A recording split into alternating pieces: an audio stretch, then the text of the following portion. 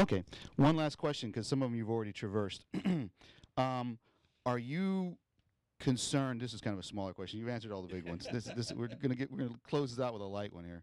Um, are you concerned about what they're calling must-hire laws, such that they could come to a Christian school or even to a Christian church or even to an individual's home and say that you can't you can't discriminate on who you hire?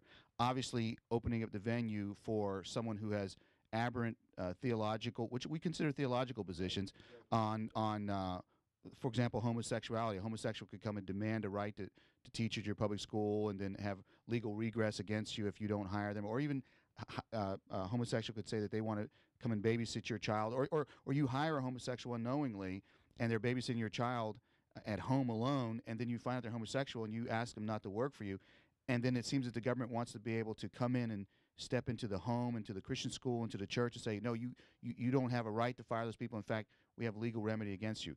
Do you feel that that is infringing on your theological rights or whatever?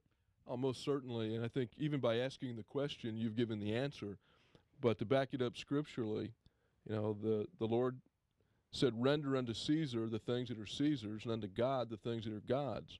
Caesar, that is the government, does not own the church, and our founding forefathers, our forefathers were very careful to separate that whole concept: the government's authority and the church's authority.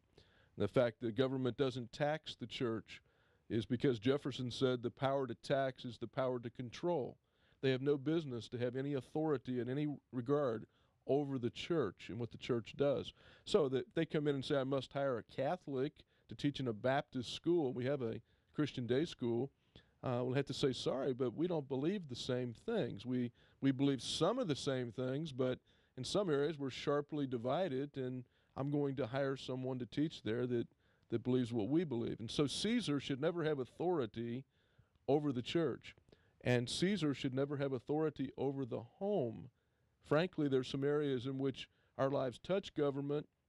We are responsible to government, but government has intruded into too many areas already, and I think we need to stop it when it comes to the point of them telling me who I must choose and use or hire to take care of my children.